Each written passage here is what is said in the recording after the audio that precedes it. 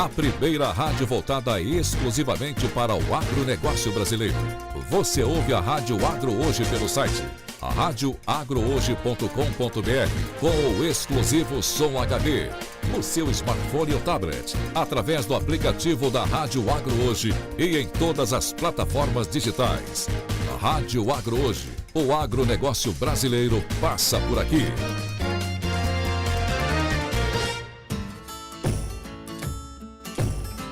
Começa agora o programa Implantar. Uma pitada de política no campo. Como a política impacta o meu dia no campo. Na apresentação, Ana Paula Sensi e Luciana Lacerda. Olá, ouvintes! Sejam bem-vindos ao programa Implantar Agro, uma pitada de política no campo. Estamos aqui em mais uma segunda-feira, repleta de informações sobre política e agro, e hoje ainda tem Senado. Eu sou Luciana Lacerda e será um prazer estar com vocês nesse nosso programa que tenta trazer um pouquinho de tudo que a gente vive em Brasília da política para o seu dia a dia aí no campo, aí na propriedade rural, né, Ana Paula? Isso mesmo. É isso, pessoal. E esse ano, duplas Ana Paulas aqui. A nossa Ana Paula é convidada, Ana Paula Rumel Vieira, e eu, Ana Paula Sensi, sempre aqui apresentando com vocês, com a minha dupla, Luciana Lacerda, trazendo esse bate-papo descontraído sobre o que acontece nos bastidores de Brasília e impacta a vida de todos nós cidadãos aqui, principalmente a galera do agro. Lembrando que vocês conseguem rever os nossos programas pelo site da rádio, www.radioagrohoje.com.br, pelo YouTube da rádio ou pelo YouTube e as mídias sociais da Implantar.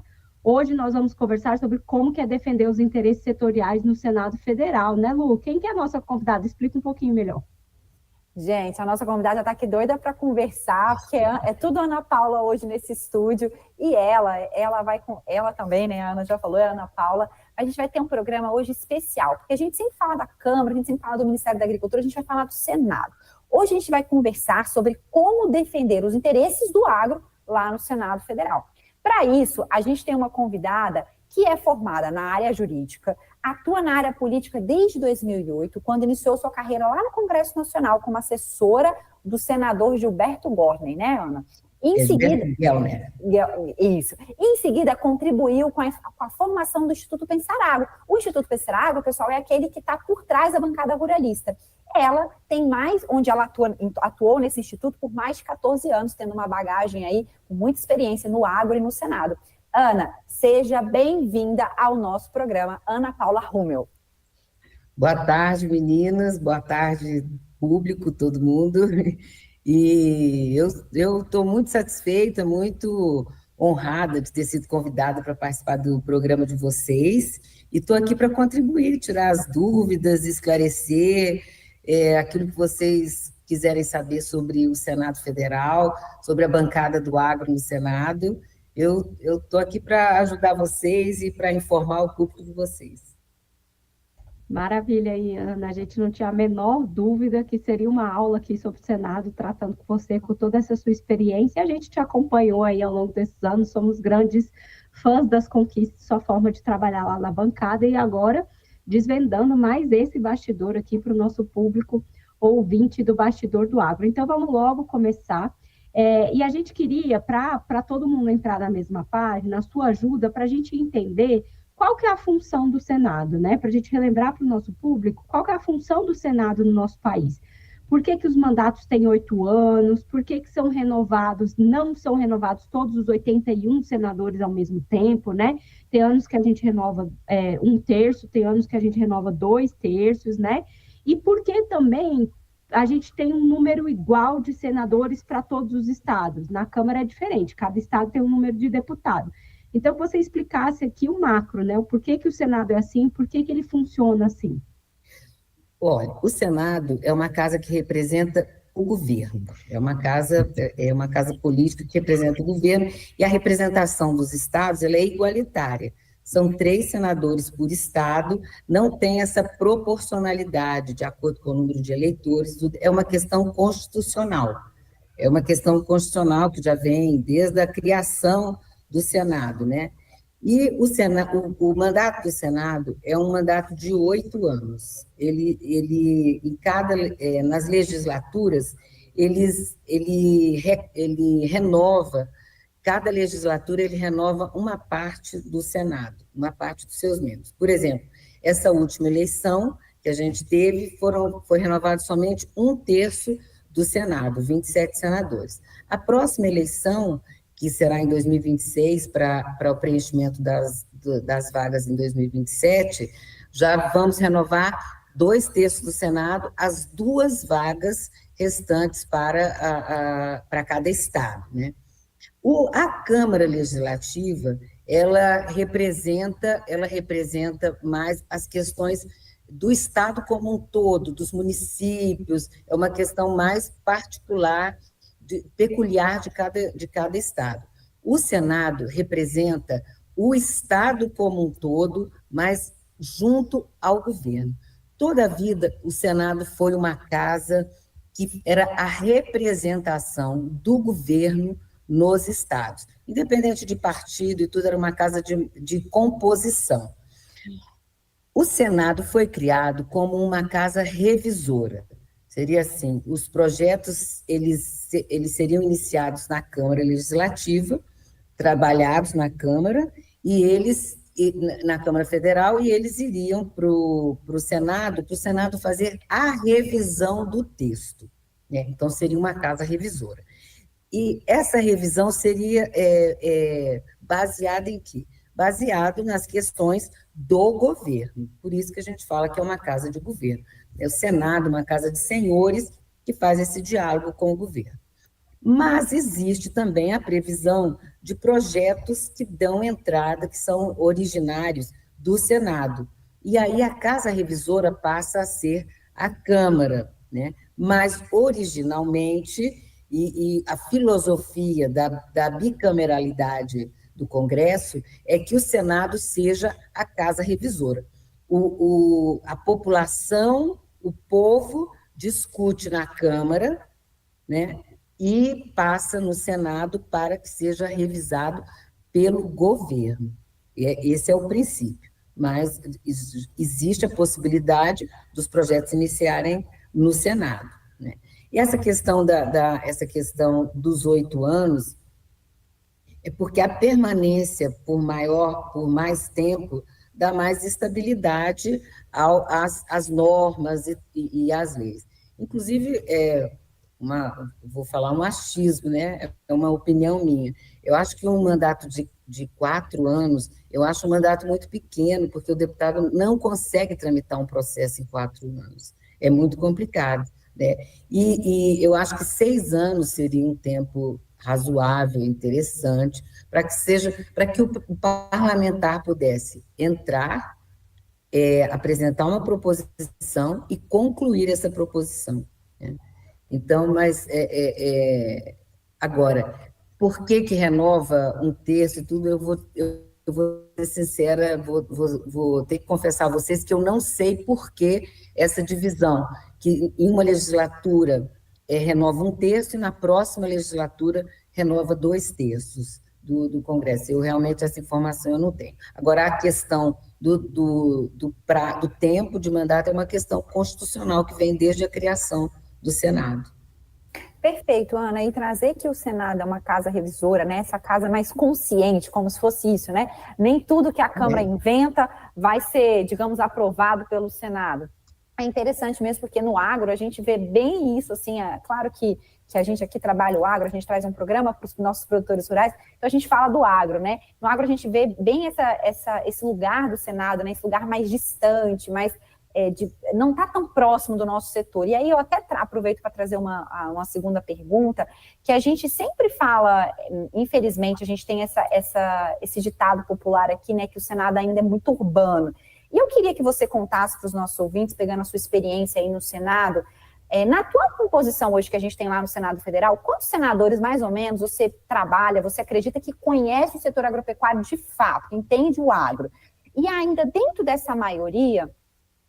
ainda dentro dessa composição do Senado, você acha, né? Eu falei que o Senado é muito urbano. Você acha mesmo que esse Senado é urbano? E como você vê uma possibilidade da gente deixar o Senado? Eu não vou nem dizer agro, mas entendendo o setor agropecuário. Como você vê essa composição, essa mudança de mentalidade dentro do Senado?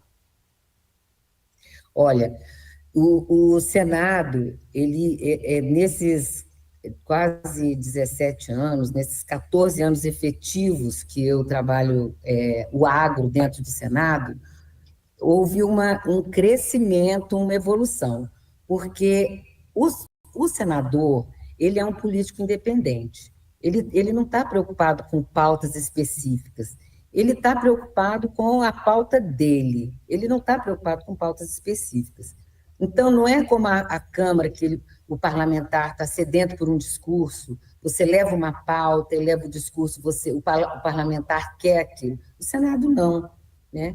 O Senado, ele é o senhor, ele tem a pauta dele, a relação dele é com o governo, e ele não está preocupado, não está muito preocupado com pauta para ele ter visibilidade, ele é o senador.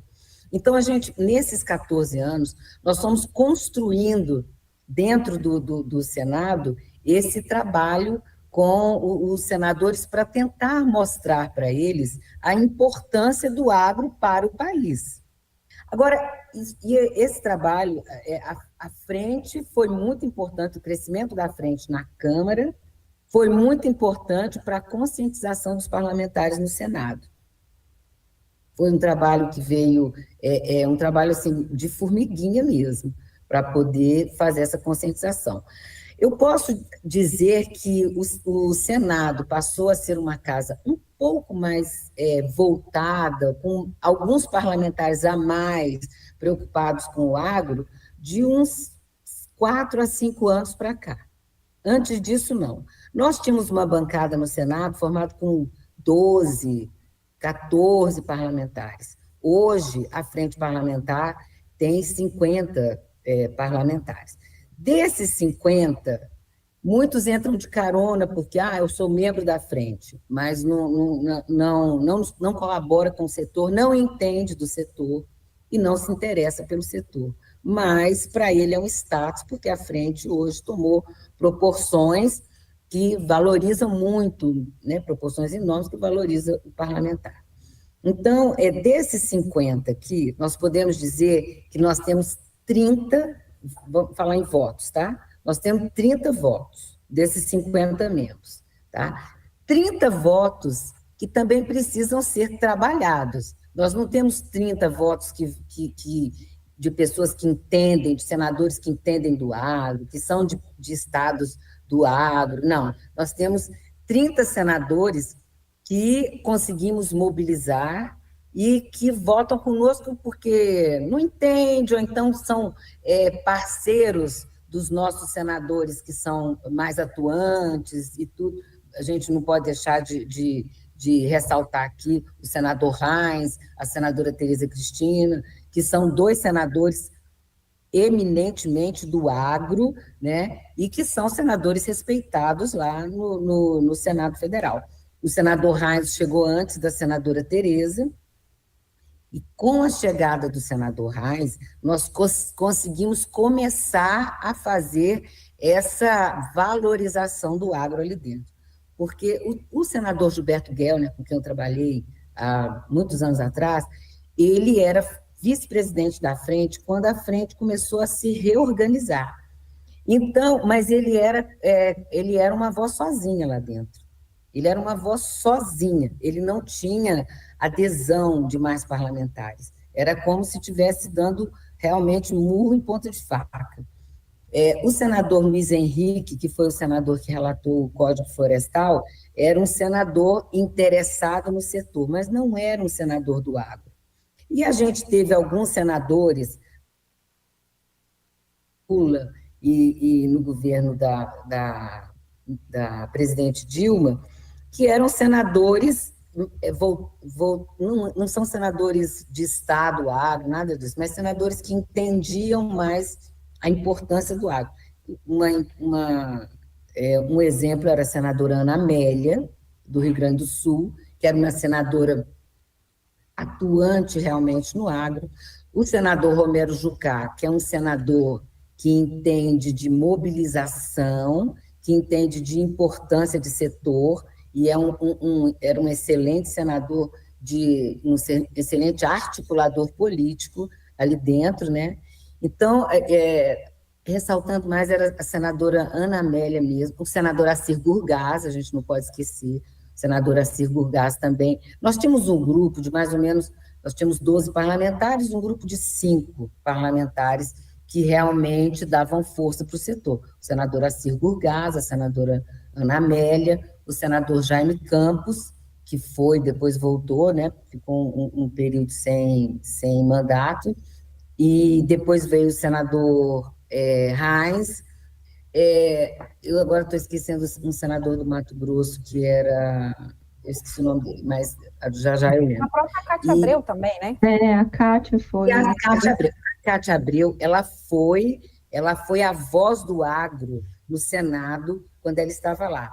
Mas ela não mobilizava pelo agro, ela mobilizava por ser Cátia Abreu, né, era presidente da CNA, tinha todo esse status, mas ela não mobilizava o agro. O agro começou realmente a mobilizar depois da entrada do senador Reins, que as pautas que ele dava mais visibilidade para as pautas do agro, e é um senador que entende o setor de trás para frente, né? E veio como uma máquina da Câmara também, né? Ele foi presidente da Frente Parlamentar enquanto deputado, então ele sabia da importância do que estava vindo da Câmara, que ia chegar no Senado, e que esse diálogo precisava não esperar, né? Eu acho que a nossa grande dificuldade anos atrás era que esperava chegar o projeto no Senado, porque, como você bem disse, é um longo amadurecimento de todo o debate na Câmara, leva mais do que 4 anos, na maioria dos casos, né? Do agro. Na hora que chega, a gente tem uma tramitação no Senado mais rápida, que foi o que a gente consegue ver hoje, reflexo aí desse trabalho que você falou. Mas o nosso primeiro bloco, estourou o tempo. Eu te agradeço aqui os esclarecimentos, e a gente vai para um rápido intervalo, pessoal, e volta para entender um pouquinho mais desse bastidor que a Ana aqui já deu a ideia para a gente. Quando a gente entende de Senado, a gente entende que a visão deles é de equilíbrio do Estado, e não da vontade do povo. Essa é uma grande diferença. Já já a gente volta, não saia daí. Rádio Agro Hoje. Rural, urbano e imóveis, onde o campo e a cidade se encontram com perfeição. Venda, aluguel, arrendamento, exclusividade, segurança e valorização. Rural, urbano e imóveis, aqui é o lugar para investir ou para construir o seu lar. Rural, urbano e imóveis, exclusividade, seu novo lar, no campo ou na cidade. A Revista Oeste é uma mídia digital independente, fundada com foco no liberalismo econômico, democracia, meritocracia e liberdade de expressão, política, religiosa e liberdade de empreender. Programas como Oeste Sem Filtro, Faroeste à Brasileira e A Força do Agro fazem parte da nossa grade jornalística, e você pode acompanhar os programas diários ao vivo e gratuitos em youtube.com/Revista Oeste. Mantenha-se informado com quem defende a sua liberdade. Esperamos por você. Rádio Agro Hoje. O agronegócio em primeiro lugar. A gente sonha, a gente vai atrás, a gente conquista. A gente acredita, a gente cuida, a gente faz. A gente testa, a gente trata, a gente vence. Tosse por 3 semanas ou mais pode ser tuberculose. Procure uma unidade básica de saúde e faça o teste gratuitamente. A tuberculose tem cura, quando o tratamento é feito corretamente e até o final. Quem tem tuberculose nunca está sozinho. O SUS está junto com você nessa luta. Ministério da Saúde, Brasil, União e Reconstrução, Governo Federal. Venha anunciar seus produtos ou serviços na Rádio Agro Hoje. Traga sua marca para uma programação 100% dedicada ao agronegócio brasileiro. A Rádio Agro Hoje vai conectar você ao seu cliente. Entre em contato conosco pelo fone WhatsApp 19 99684 7186. Repetindo, 19 99684 7186. Temos uma proposta especial para o seu negócio. A Rádio Agro Hoje. O agronegócio brasileiro passa por aqui. Rádio Agro Hoje.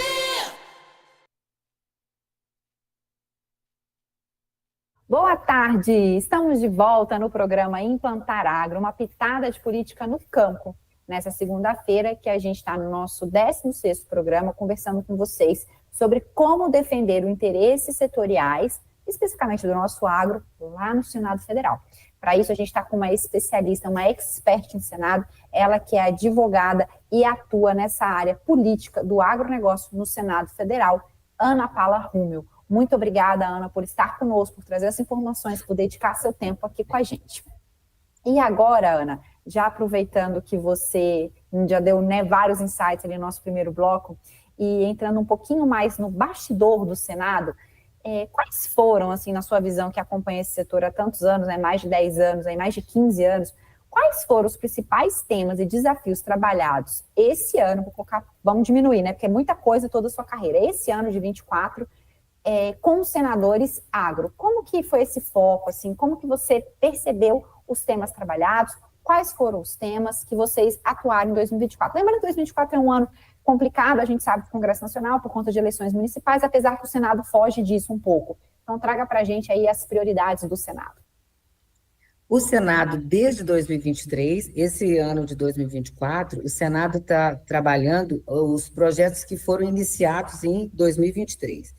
Esse ano, nós tivemos duas vitórias muito importantes, que foi a questão da nova lei dos agrotóxicos, da lei dos pesticidas, né? Inclusive, a lei vem mudar esse nome, e a lei... Finalmente, né? Oi? Finalmente. 20 anos de debate.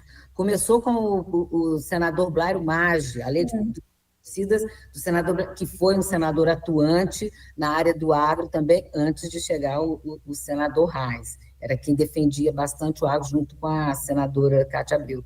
E o marco temporal, aquela questão constitucional do marco temporal para demarcação das terras indígenas. Foram dois grandes desafios que conseguimos vencer esse ano, desafios que já vinham há muitos anos, né?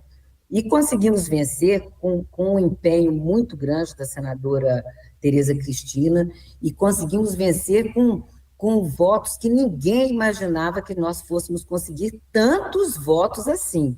Porque quando eu disse que a gente tem 30 votos lá, nós conseguimos vencer com 49, 48, né? A atuação da senadora Tereza Cristina foi de fundamental importância para que nós conseguíssemos isso. Ela é uma pessoa que aglutina, ela é uma pessoa que ela transita na direita, na esquerda, no centro, e isso ajudou muito e vem ajudando muito com a pauta no Senado, essa habilidade da senadora Tereza Cristina.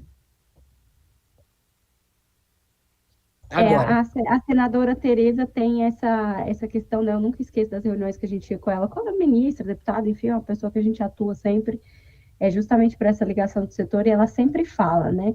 Antes de defender, eu sempre passo um longo período utilizando meus dois ouvidos antes de utilizar a boca, né? Ela escuta muito, ela absorve todos os lados, ela tem a capacidade de síntese, de usar o argumento correto contra o contra-argumento do outro. Eu acho que essa é a capacidade de articulação dela. E além de técnica, Ana Paula, só para complementar, além de técnica, ela é técnica e ela é política, né? Muito habilidosa na política. E, inclusive, nós ainda não temos, o agro ainda não terminou essa pauta que está lá, porque nós ainda temos lá dois desafios grandes, que é o licenciamento ambiental e a regularização fundiária, né? Que a senadora Tereza, com a sua habilidade, está com essas pautas, trabalhando essas pautas lá também. Com certeza, fazendo todas as medições políticas do melhor momento de articular, porque como você bem esclareceu no nosso primeiro bloco, quem não chegou para o primeiro bloco, vocês podem recuperar o programa todo no YouTube da rádio ou no YouTube da Implantar, e a Ana explicou qual que é a visão de um senador em cima de um projeto. Então, essas pautas que ela está trazendo, que foram trabalhadas, que é a nova lei dos pesticidas, o marco temporal, o que vai vir agora, que falta licenciamento ambiental, regularização fundiária, e a reforma tributária, né, Ana, que eu quero entrar nesse assunto com você, como que você vê o trabalho da reforma tributária agora, nesse segundo semestre? A gente falta aí pouco mais, né, de 2 meses para finalizar o ano legislativo, e há uma promessa de que o Senado vai terminar, né? O senador Eduardo Braga soltou o cronograma dele de trabalho ontem, e está com uma promessa de que essa questão seja votada até o final de novembro, para que o Lira encerre essa regularização da reforma tributária ainda esse ano dentro do seu mandato. Então, entrando nesse tema e lembrando que a visão dos senadores, tanto na reforma quanto foi nesses outros e será nos projetos, é olhar aquela ideia que veio da Câmara do ponto de vista do governo. Aquele texto vai prejudicar o funcionamento fiscal dos estados? Vai continuar trazendo uma arrecadação adequada? Não vai colocar eles em dívida? Vai às vezes, beneficiar alguns estados produtores em detrimento de outras? Isso pode virar uma grande bagunça nacional? Então, eles são os guardiões de uma unidade governamental. Esse é o papel deles. Ver a vontade do povo, mas garantir que isso chegue em forma de legislação de uma maneira uníssona em todo o país. Por isso que eles são um exato número em todos os estados, né? E aí eu queria essa sua visão sobre a reforma tributária, especificamente. Como que você acha que eles vão trabalhar isso? Olha, a reforma tributária, quando veio a PEC, né? Trabalharam a PEC no Senado, trabalharam assodadamente, porque veio com muito pouco prazo. E agora, quando veio o PLP, que é o projeto de regulamentação da PEC,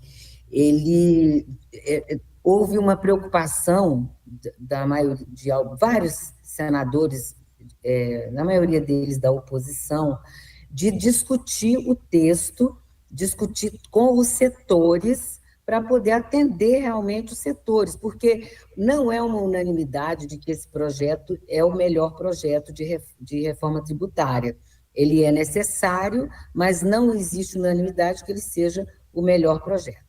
Então, o senador Isalci fez um grupo de trabalho, montou um grupo de trabalho na CAI, onde ele fez 22 audiências públicas, ouviu mais de 200 nas audiências públicas, para ouvir quais eram as indisposições em relação ao texto que veio da Câmara dos Deputados. Mas o projeto, quando chegou no Senado, ele foi distribuído somente para a CCJ, não passou pela CAI. A CAI, no meu entendimento, seria uma comissão necessária, porque é a comissão que discute as questões tributárias, fiscais e econômicas. Esse é um projeto que vai impactar no bolso da população, diretamente o impacto no bolso da população e também nos estados. E esses assuntos devem ser discutidos na CAI. Ele foi distribuído somente para a CCJ, com um relator do governo, um relator que apoia o governo, e, assim, não existe grandes expectativas de que todos os setores sejam atendidos, e tudo. Eles foram ouvidos pela CAI. Essa oitiva na CAI é uma oitiva informal, não existe nenhum compromisso do relator na CCJ de atender às solicitações deste relatório que vai ser apresentado pelo senador Isalci na próxima semana, né? Ele pode usar como uma base, assim, mas ele não tem obrigação de atender esse relatório. E hoje o relator Eduardo Braga, ele leu o plano de trabalho e foi votado e foi aprovado com 11 audiências públicas na CCJ, onde ele vai ouvir vários setores, mas não esse universo que o senador Isalci ouviu na Comissão de Assuntos Econômicos, com a inovação de que vamos ter 2 debates temáticos no plenário, onde vamos ouvir os estados e os municípios. Então, a parte governamental, governamental não, dos estados, né? Elas ficaram para ser ouvidas no plenário, onde o número de parlamentares é muito maior, porque a comissão tem 40 e poucos, 50 e poucos membros, 40 e poucos, juntando com os suplentes, né? E o plenário você vai discutir com os 81 senadores, né?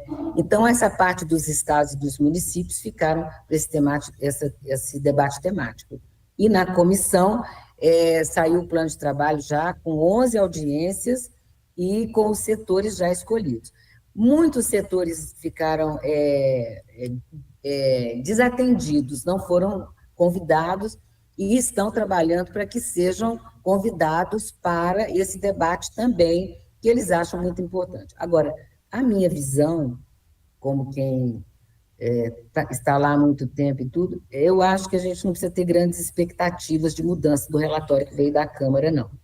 Porque o relatório que veio da Câmara atende o governo, em parte. O que não atende o governo está encaminhando as emendas, que, no meu ver, serão as únicas emendas que serão acatadas pelo relator Eduardo Braga. Não acho que ele vai fazer grandes alterações, não acho que ele vai atender setores específicos, eu acho que ele vai atender aquilo que for solicitação do governo. Essa é a minha visão, é o que eu tenho sentido lá. Eu vou dizer o que eu percebi desse plano de trabalho do senador Eduardo Braga. Se não tivesse havido nenhuma audiência, nenhuma mobilização de outro parlamentar ou da CAI para que esse tema fosse discutido, ele não iria fazer essas audiências públicas, ele não iria ouvir os setores, porque ele não ouviu muita gente, ele não ouviu ninguém, quer dizer, ninguém não, mas assim, ele não teve essa abertura como o senador Isalci teve. O senador Isalci colocou o gabinete dele às quintas-feiras aberto para todos os setores. E você só ligava dizendo que ia, chegava lá, tinha que aguardar uma fila, porque a fila era grande para falar com ele. Mas você chegava a partir das 15 horas e o senador ficava lá até as 20, atendendo quem chegasse, para poder falar. Ele ouviu todos os setores. E ele ouvia com o assessor técnico dele, recebia o pleito, e aquilo que ele achava que realmente não tinha condição, ele já falava ali, ó, aquilo que ele achava que tinha condição dele incluir no texto dele, ele já separava, pedia para estudar, atendia você com a lei aberta, para poder identificar e tudo. Ele foi muito criterioso e foi muito aberto para os setores. Recebeu todo mundo, sem exceção. Gente, olha que legal, assim, que a Ana está trazendo um bastidor do bastidor que a gente nunca imagina, uma fila no gabinete, né, na porta do gabinete do senador, para discutir temas de cada setor sobre a reforma tributária. E, especificamente, isso não é uma regra, isso é um bastidor, porque hoje o senador que está atuando não faz isso, né, não recebe tantos setores, e é um direito dele, né, Ana? Ele não está errado por não fazer isso. Ele vai ter lá suas críticas, enfim, vai receber, mas é um direito da pessoa, né? É um direito por si só, cada um tem sua individualidade, sua diferença. Ana, muito legal. Só uma coisinha rápida. Não pode dizer que o gabinete do senador Eduardo Braga não recebeu. As assessoras dele receberam, as pessoas que procuravam eram recebidas no gabinete do senador, mas o senador não recebeu todo mundo. A individualidade, né? E isso é o debate, isso é a democracia, isso que a gente tenta trazer para vocês no programa, um pouquinho dessa vivência aqui de Brasília, que a gente não tem nem ideia, porque, né, o produtor está cuidando do serviço dele, enfim, da lavoura, da pecuária dele, às vezes acaba não sabendo essas informações, que são os bastidores. Não saia daí, a gente já volta para o nosso terceiro e último bloco, para conversar com a Ana Paula Rummel sobre todos esses bastidores e esses futriquinhos do Senado Federal. Não saia daí. O programa Implantar volta em instantes.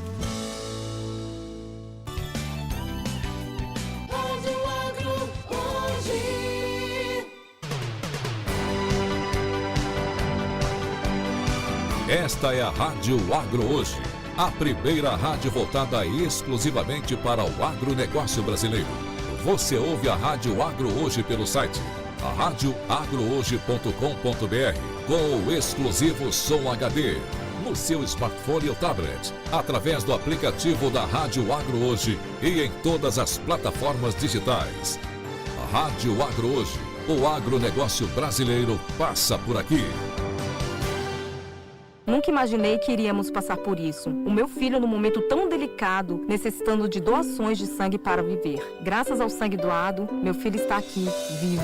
A sua generosidade salvou a vida do nosso filho. Para todos vocês que doam sangue, muito obrigado. Quando você doa sangue, ajuda a salvar muitas vidas. Doe sangue regularmente. Procure o Hemocentro mais próximo. Saiba mais em gov.br/doe-sangue. Ministério da Saúde, Brasil, União e Reconstrução, Governo Federal. Rádio Agro Hoje. O agronegócio brasileiro passa por aqui. A melhor companhia do sucesso é a criatividade. Conte com a Company Comunicação. Das mídias tradicionais às redes sociais, aqui sua marca cresce e aparece. Criação de logos, campanhas publicitárias, estratégias digitais, produção de vídeos. Vamos trocar uma ideia? 659-8123-0246. Company Comunicação. Sua marca em ótima companhia. Siga-nos nas redes sociais.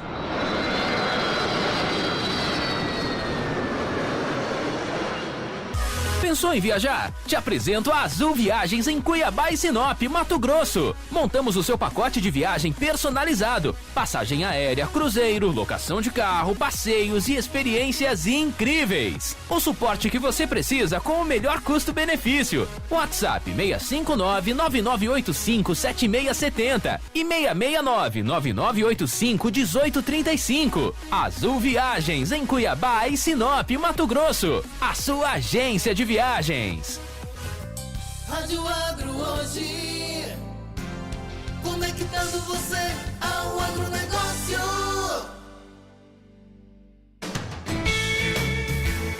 Programa Implantar, uma pitada de política no campo.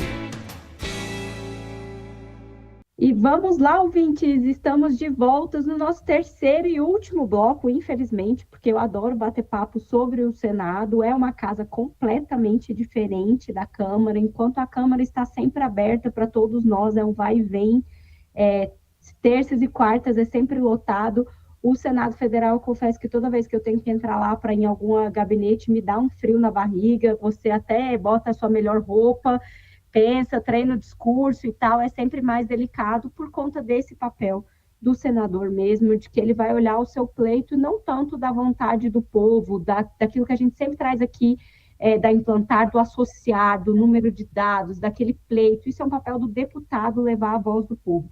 O senador tem a voz da experiência, de saber se a vontade do povo é realmente o melhor para o país naquele momento e o que tem que ser adequado para não prejudicar a vontade de outros. Então, é sempre mais sério, mais delicado. Mas, Ana, agora que a gente já entendeu um pouco mais do Senado e principalmente o bastidor da reforma tributária, que não deve vir com grandes mudanças, mas que vai aí gerar bastante debate, vai deixar o pessoal tentar se desgastar bastante, tentando conquistar mais algumas coisas.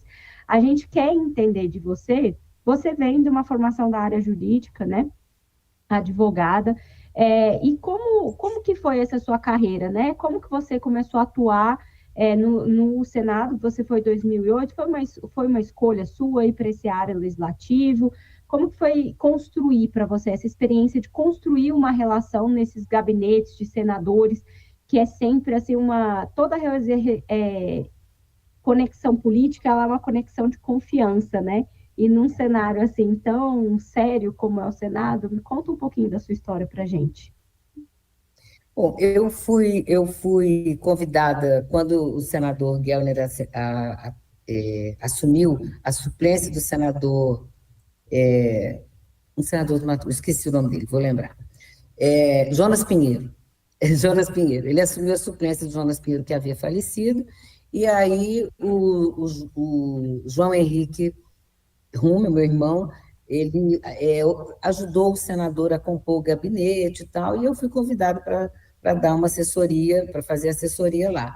Eu advogava, mas eu fui para um desafio novo. Eu fui para esse... Era uma história nova que ia começar e tudo. Eu fui para lá. Nessa época, já existia o trabalho de reconstrução da frente parlamentar e para aprovação do Código Florestal.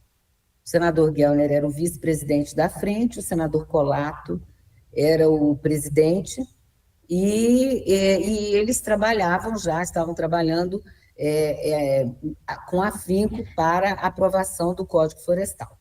Quando o senador Gellner, ele não candidatou, não voltou, o João Henrique me convidou para ajudá-lo nessa estruturação, essa nova estruturação da frente parlamentar, e eu, mais um desafio, e eu topei o desafio, e fui ajudá-lo a trabalhar na FPA, que era uma salinha. Era uma salinha, eles tinham um grupo de 12 parlamentares que eram atuantes, eles faziam esse grande almoço que hoje chega a ter 200 pessoas lá na casa da FPA, era feito com 12 parlamentares, e não era nem almoço, era um café numa padaria que tinha ali na QI 11. E aí ele me chamou e eu topei o desafio e fui. Né? E ali eu fui para cuidar do Senado e existia uma outra pessoa que cuidava da Câmara. Era muito ele mesmo, João Henrique, e o Itazil Benício, que trabalhou no Ministério da Agricultura e tal, um engenheiro agrônomo também. E tínhamos uma secretária e tal, mas assim, uma equipe muito pequena, que nós começamos ali. E com o trabalho, teve muito empenho do senador Miqueleto, do deputado Miqueleto, do deputado Colato, eles acreditavam muito nesse projeto de reestruturação, e houve a necessidade de ter um apoio por trás para dar um suporte técnico e um suporte operacional para a frente parlamentar, e aí foi criado o Instituto. Eu era advogada e o João Henrique pediu para que eu fizesse uma minuta de um estatuto, fizemos esse estatuto e ele foi trabalhando nessa construção, nessa busca de credibilidade. As pessoas não acreditavam muito que o projeto dele fosse dar certo, né? E a gente ajudava ali, colhia assinatura para formar a frente, ia atrás de parlamentar para dar apoio a algum tema, e foi um trabalho de chão de fábrica, mesmo, a gente ali nos corredores, buscando apoio, mostrando o entendimento, mostrando que era viável e tal. E eu me especializei em Senado, porque comecei com o Senado e foi um trabalho que você precisa dar a sua cara para a entidade. Então, esse negócio de ficar mudando, às vezes não dá muito certo. Então, eu posso dizer que eu fiquei durante todo esse tempo lá e assumi a cara da FPA e do setor agropecuário lá dentro do Senado, né? Graças a Deus eu criei uma relação de confiança com as assessorias, porque o Senado não é uma casa igual a Câmara, que você chega e fala com o deputado, não. Você tem que passar pelo assessor. O assessor tem um papel muito importante para o senador, porque é o assessor que pauta o senador. Os assessores o filtro, né? Ele é o filtro e ele pauta. Quando você chega num gabinete do Senado para falar sobre um projeto, o assessor já sabe de tudo. Ele sabe do projeto, ele já estudou, ele já sabe a posição do governo, ele sabe a posição da oposição, ele sabe a posição contrária. Então, quando você vai trabalhar com o Senado, você tem que estar muito bem preparado com o tema e você tem que ter essa confiança. Você tem que conquistar a confiança do assessor, porque senão ele não te dá credibilidade. Ele não dá crédito, é uma relação um pouco complicada. Graças a Deus eu consegui construir, durante esses anos todos, essa relação de confiança lá dentro. E hoje, além do agro, eu atendo outros setores através da minha consultoria. Não estou mais ligada à FPA e ao agro, mas ainda tenho algumas coisas de agro para fazer lá, e atendo outros setores, e essa relação de confiança que eu construí lá dentro é uma coisa que está facilitando muito a minha entrada com outros temas lá dentro do Senado Federal. Muito legal, Ana. E assim, é isso, né? A gente vai ficando bom, especialista naquilo que a gente acredita e vai fazendo com carinho. Eu acredito que todo o trabalho, né, tem obviamente trabalho dignifica, tem o salário envolvido, mas também tem tudo que a gente acredita, vai se envolvendo, né? Quando você conta aqui da história da FPA, junto com o João Henrique Rúmel, que já esteve no nosso programa também, trazendo esse bastidor, a gente vê o amor, né, vê o brilho nos olhos de vocês que construíram aí uma jornada de sucesso, e aí, particularmente, cada um com seus trabalhos foram criando caminhos diferentes e fazendo entregas diferentes, ambos aí no setor agropecuário. Eu quero finalizar o nosso programa, Ana, trazendo uma pergunta, bem assim, para você trazer um pouquinho dessa sua experiência ainda no Senado.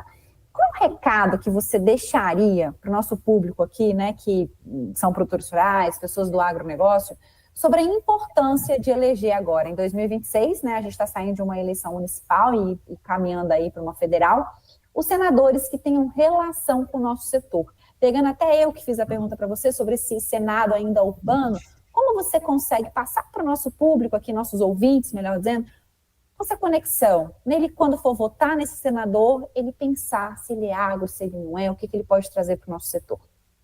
Olha, eu penso que os estados que são eminentemente agro, eles precisam ter essa visão de eleger um parlamentar que seja favorável ao agro, que tenha essa pauta. Isso é muito importante para fortalecer dentro do Senado o setor, porque é um setor que tem 32, existem variações de 32%, 37% do PIB nacional, né?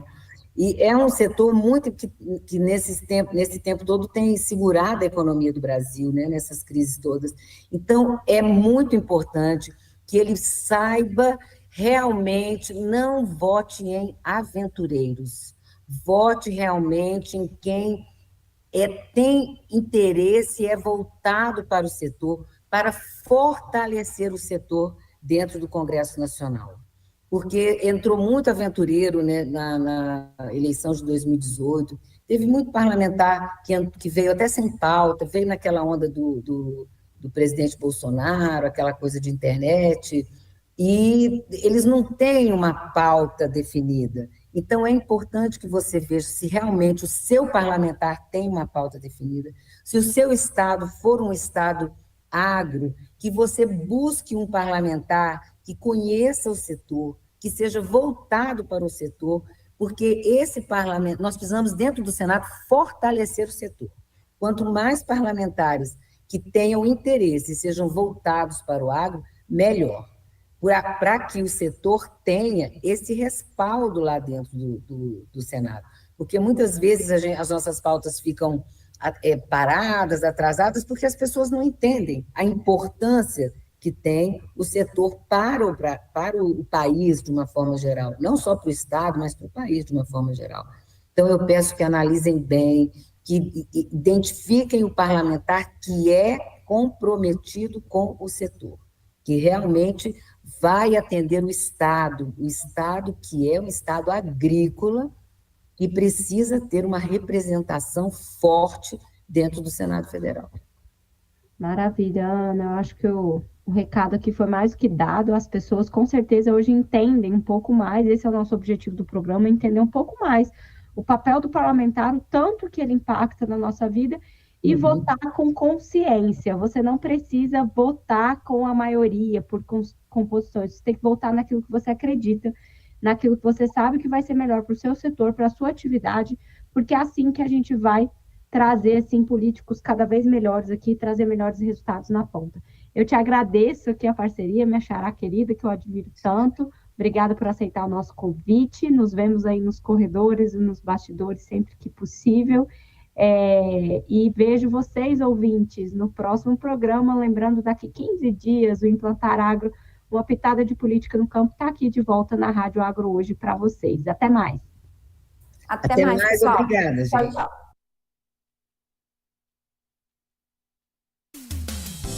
Conectando você ao agronegócio. A rádio que ama o agro. Comunicando dentro e fora da porteira. Prevenir a obesidade infantil é uma aventura